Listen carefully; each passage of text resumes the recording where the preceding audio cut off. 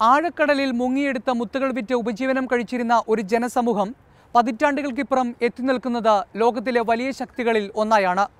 42ാം ജന്മദിനം ആഘോഷിക്കുന്ന United Arab എമിറേറ്റ്സിനൊപ്പം Mathrubhumi ന്യൂസും പങ്കുചേരുന്നു. യുണൈറ്റഡ് അറബ് എമിറേറ്റ്സിൻ്റെ ഭൂത, വർത്തമാന, ഭാവി കാര്യങ്ങളാണ് ഇവിടെ ചർച്ച ചെയ്യുന്നത്. എല്ലാവർക്കും ദേശീയ ദിനത്തിൻ്റെ ഹൃദയം നിറഞ്ഞ ആശംസകൾ.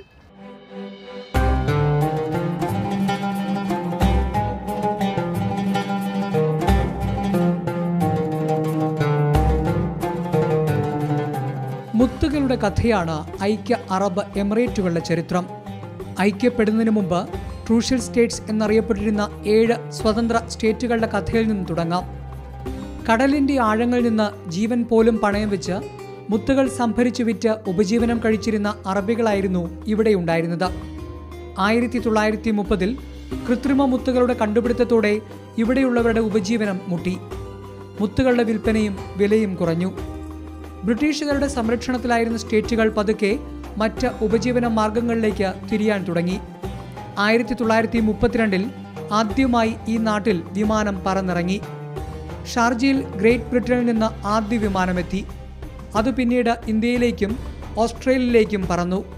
അങ്ങനെ പതുക്കെ പതുക്കെ ഷാർജയിലൂടെ ലോകം ഈ നാട്ടിലേക്ക് ഒഴുകി തുടങ്ങി. 1958-ൽ അബുദാബിയിൽ നിന്ന് ആദ്യമായി എണ്ണ കണ്ടെത്തി. അത് വിപ്ലവകരമായ മാറ്റത്തിനാണ് തിരിതെളിച്ചത്. വിദേശികളുടെ സഹായത്തോടെ കടലിൽ നിന്നും കരയിൽ നിന്നും എണ്ണ ഉൽപ്പാദനം തുടങ്ങി. 1968-ൽ ആദ്യ കപ്പൽ എണ്ണയുമായി അബുദാബിയിൽ നിന്നും യാത്ര തുടങ്ങി. 1960 മുതൽ തന്നെ ജലമാർഗമുള്ള കച്ചവടത്തിന് ദുബായ് തുടക്കം കുറിച്ചിരുന്നു. ദുബായ് ക്രീക്ക് സജീവമായി. മനുഷ്യനിർമ്മിതമായ ജബലലി പോർട്ടും വികസനത്തിന് ആക്കം കൂട്ടി. പിന്നീട് തളർച്ചയില്ലാത്ത വളർച്ചയുമായി സ്റ്റേറ്റുകൾ മുന്നോട്ടു പോയി. ഒരുമിച്ചുള്ള മുന്നേറ്റം വികസനത്തിൻ്റെ വേഗതയും സുരക്ഷയുടെ ശക്തിയും വർദ്ധിപ്പിക്കുമെന്ന തിരിച്ചറിവാണ് ഒറ്റ രാഷ്ട്രമാകണമെന്ന ചിന്ത ഭരണാധികാരികളിൽ ഉണ്ടാക്കിയത്. അത്തരം ചർച്ചകൾക്ക് ശേഷം 1971-ൽ റാസൽ ഖൈമ ഒഴികെയുള്ള Trucial States United Arab Emirates എന്ന പേരിൽ സ്വതന്ത്ര രാഷ്ട്രമായി.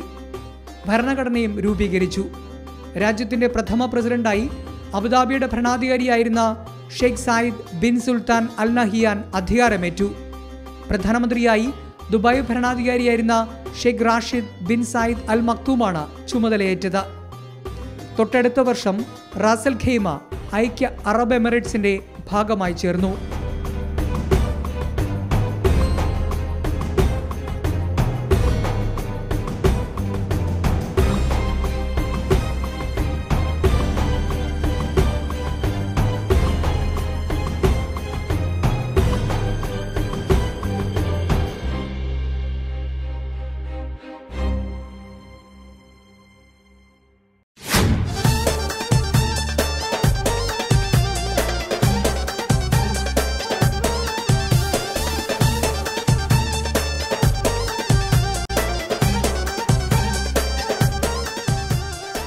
മരുഭൂമിയെ ഫലഭൂയിഷ്ഠമായ വികസന ഭൂമിയാക്കുന്നതിൽ ഇവിടുത്തെ ഭരണാധികാരികൾ വഹിച്ച പങ്ക് പ്രശംസിക്കപ്പെടേണ്ടത് തന്നെയാണ്.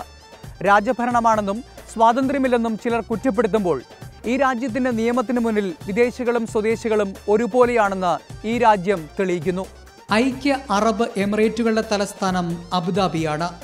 സാമ്പത്തിക വ്യാപാര തലസ്ഥാനമെന്ന ഖ്യാതി ദുബായ് സ്വന്തമാക്കുമ്പോൾ സാംസ്കാരിക തലസ്ഥാനമായി ഷാർജ മാറിയിരിക്കുന്നു. ഫുജേറയും റാസൽ ഖൈമയും അജ്മാനും ഉമൽ ഖുവൈനും വികസനത്തിൻ്റെ അതിവേഗ പാതയിലാണ്. മെട്രോ അടക്കമുള്ള പൊതുഗതാഗത സംവിധാനങ്ങൾ, അതിവേഗ റോഡുകൾ, മുന്തിയ വിമാനത്താവളങ്ങൾ, അടിസ്ഥാന സൗകര്യ വികസനത്തിൻ്റെ കാര്യത്തിൽ ലോകരാജ്യങ്ങൾക്ക് മാതൃകയാണ് യുണൈറ്റഡ് അറബ് എമിറേറ്റ്സ്. സാമ്പത്തിക മാന്ദ്യത്തിൻ്റെ കാലത്ത് പോലും അടിസ്ഥാന സൗകര്യ വികസനത്തിൻ്റെ കാര്യത്തിൽ ഒട്ടും പിന്നോക്കം പോകാതെ മുന്നോട്ട് അതിവേഗത്തിൽ കുതിക്കുകയായിരുന്നു ഈ രാജ്യം. മെച്ചപ്പെട്ട അടിസ്ഥാന സൗകര്യങ്ങൾ, അതിൽ ലോകത്തിൽ തന്നെ മികച്ച റോഡുകളും പൊതുഗതാഗത സംവിധാനങ്ങളും, ലോക നിലവാരത്തിലേക്ക് ഉയർന്ന ദുബായ് മെട്രോ, UAE-യിലെ വിമാനത്താവളങ്ങൾ, തുറമുഖങ്ങൾ, സമരങ്ങളും തൊഴിൽ തർക്കവുമില്ലാത്ത നാടെന്ന ബഹുമതിയും UAE-ക്ക് മാത്രം സ്വന്തമാണ്.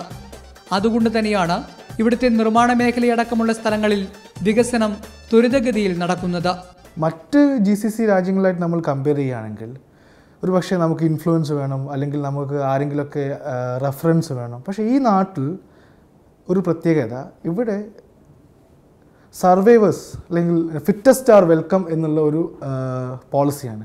ഏത് ഫീൽഡാണെങ്കിലും, അത് ഡോക്ടേഴ്സ് ആണെങ്കിലും എൻജിനീയേഴ്സ് ആണെങ്കിലും ടീച്ചേഴ്സ് ആണെങ്കിലും മീഡിയ ആണെങ്കിലും കച്ചവടക്കാരാണെങ്കിലും ഒക്കെ തന്നെ ആരടുത്താണോ സ്റ്റഫ് ഉള്ളത്, മരുന്ന് ആരടുത്താണുള്ളത്, അവന് പിടിച്ചു നിൽക്കാൻ പറ്റിയ ഒരു മാർക്കറ്റാണ്. ഇത്ര ഇൻഫ്രാസ്ട്രക്ചർ ഡെവലപ്ഡ് ആയിട്ടുള്ള ഒരു കൺട്രി മറ്റൊരു സ്ഥലത്തുമില്ല.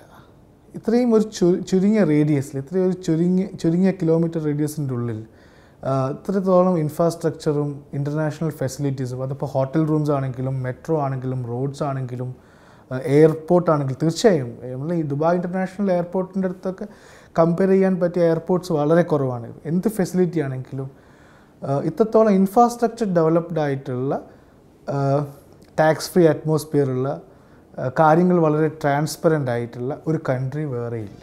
ദുബായിലെ ജബലലിൽ പ്രവർത്തനം തുടങ്ങിയ അൽ മക്തൂം വിമാനത്താവളം ലോകത്തിലെ തന്നെ ഏറ്റവും വലിയ വിമാനത്താവളമായി ഉയരുകയാണ്. മികച്ച എയർലൈനുകൾ എന്ന പേര് സ്വന്തമാക്കിയ ഇത്തിഹാദും എമിറേറ്റ്സും. പ്രവാസികളോട് വളരെ അംബാപൂർണമായിട്ടുള്ള സമീപനം സ്വീകരിക്കുന്നത് UAE ആണെന്ന് ഞാൻ എടുത്തു പറയുകയാണ്. കാരണം നോർക്ക റൂട്ട്സിന്റെ ഡയറക്ടർ എന്ന രീതിക്ക് വിവിധ രാജ്യങ്ങളിൽ വ്യത്യസ്തങ്ങളായ ആവശ്യങ്ങൾക്ക് നമ്മൾ ബന്ധപ്പെട്ടു കഴിഞ്ഞപ്പോൾ ഏറ്റവും കൂടുതൽ സഹകരണം നമുക്ക് ലഭിച്ചിട്ടുള്ളത് UAE ഭരണകൂടത്തിൽ നിന്നും അതുപോലെ തന്നെ UAEയുടെ പൗരന്മാരിൽ നിന്നുമാണ്. നമ്മുടെ മലയാളികളുടെ ഓരോ പ്രശ്നങ്ങൾക്കും പ്രവാസികളുടെ ഓരോ പ്രശ്നങ്ങൾക്കും വളരെ അധികം മനുഷ്യത്വപരമായിട്ടുള്ള പരിഗണന നൽകിക്കൊണ്ട് സഹായിക്കുന്നതിന് മുൻപോട്ട് വന്നിട്ടുള്ളത് മറ്റ് രാജ്യങ്ങളെ അപേക്ഷിച്ച് ഏറ്റവും കൂടുതൽ UAE ആണെന്നുള്ളതാണ്. നമുക്കറിയാം UAE ഇന്ന് വിവിധ രാജ്യങ്ങളിലെ ജനങ്ങൾക്ക് ജോലി നൽകുന്നു. അതോടൊപ്പം തന്നെ ആ രാജ്യങ്ങളുമായി വളരെയധികം ബന്ധങ്ങൾ അവർ വളർത്തിക്കൊണ്ടുവരുന്നുണ്ട്. പക്ഷെ അതിലേറ്റവും കൂടുതൽ നമുക്ക് കാണാൻ കഴിയുന്നത് കേരളത്തോടാണ് UAEയിലെ ഭരണാധികാരികൾ, ഇവിടുത്തെ ജനങ്ങൾ അടുപ്പം പുലർത്തുന്നത്. അതിൻ്റെ ഏറ്റവും വലിയ ഉദാഹരണമാണ് ദുബായ് ഗവൺമെന്റിന്റെ സ്മാർട്ട് സിറ്റി പദ്ധതി കേരളത്തിൽ തുടങ്ങുന്നത്.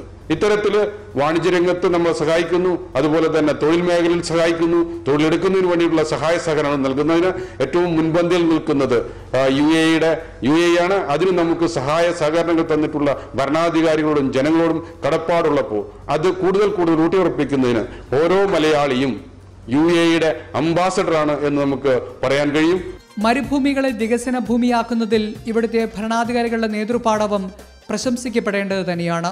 തിരിഞ്ഞു നോക്കുമ്പം ഒരു മരുഭൂമിയും ഇന്നും ബുർജ് ഖലീഫ പോലുള്ള ബിൽഡിങ്ങിലും കാണുമ്പോൾ അതുപോലുള്ള അത്രയ്ക്കുള്ള അന്തരമുണ്ട്. കാരണം ഒന്നുമില്ലാതിരുന്ന ഒരു സ്ഥലത്ത് ഉണ്ടായ ഈ വളർച്ച നമുക്കൊന്നും അതൊരു സ്വപ്നത്തിൽ പോലും വിശ്വസിക്കാൻ പറ്റാത്ത വിധത്തിലുള്ള വളർച്ചയാണ്. ഭൂതപൂർവമായ വളർച്ചയെന്ന് തന്നെ പറയാം. അപ്പോൾ അന്ന് ഇവിടെ വരുമ്പോഴത്തേക്ക് ഈ ഒരു കൊച്ചി എയർപോർട്ട്, ഒരു സീപോർട്ട്, 9 ബർത്തുള്ള സീപോർട്ട്.